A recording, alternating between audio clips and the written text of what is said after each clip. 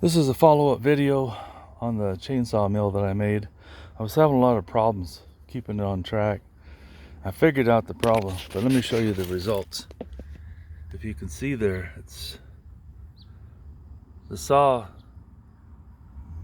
blade, the bar just wandered a lot. You can see up there, I don't know how many different cuts I was making. It just was not cutting good. Let me step over there.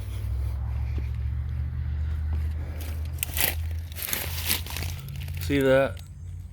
The chainsaw was just wandering all over the place. And I figured out why. I flipped the log over and I'm going to cut that big chunk off there, and then I'll roll it over so that the flat part, relatively flat, is on top, and I'm going to try this again. But let me pause this and get up to my mill. Okay, so I'm up here at the mill I made. I made it out of a 2x6, a couple pieces of Trex I cut, and I put washers on the sides to give it a little bit of space so it slides easy. But my problem is there's enough give in here because this is a 1/4 inch bolt, and it's when the chainsaw's on there, it goes up and down, which here a little bit ends up being an inch on the, or more, on the end of the, if this is the bar, it's moving back and forth like this when I'm trying to cut. So what I'm going to do is beef this up with like a 3/8, maybe even a 1/2 inch, but I'm hoping 3/8. Anywhere between 3/8 and 1/2 inch will stabilize it, and then I can get some nice straight cuts. And maybe I'll even put some bigger washers on there so I have a bigger base to clamp my saw. I'll do another follow-up video once I do that. I think I'm done for the day.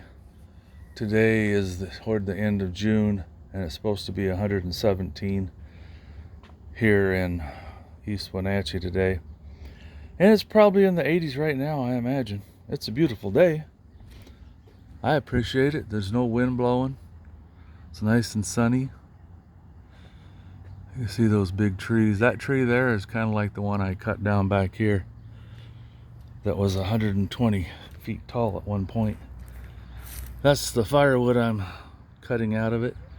That's what's left of the tree. Now that I have a gas-powered chainsaw, I'm gonna whack that baby off down a little lower, and then figure out what to do with it, because it's like 6 foot at the base and my saw isn't going to hardly touch it. But I've got a bunch of big logs out there, and I want to try to turn them into some kind of lumber rather than firewood, hopefully. Well guys, thanks for watching, and hopefully I'll get this mill figured out. And then if you guys have the desire to make something like that, it's pretty easy. A 2x6 and a couple side pieces. I guess from my experience, the hardest part is getting your chainsaw stable. And I did have to drill a hole in the blade of the chainsaw, and maybe I'll make a video on how to figure that out. But basically, you put this mill here and you get your chainsaw on there, and you get it at the angle, the shallowest angle you want to have it at, so you can get as much room as possible when the chainsaw is swinging, because it's going to go straight up and down for the deepest cut. Get over here. Straight up and down for the deepest cut. Maybe I can use this axe. So imagine this is your chainsaw in the log, but when you start off, you got to come in at an angle like that. But the further out you go, the higher the chainsaw goes off of your mill, so it makes your cut that much shallower. So you got to figure it out.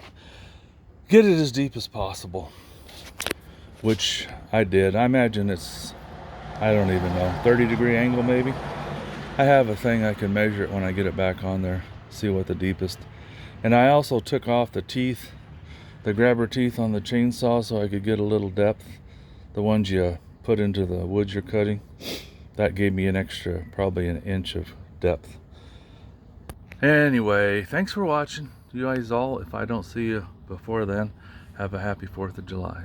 Thanks.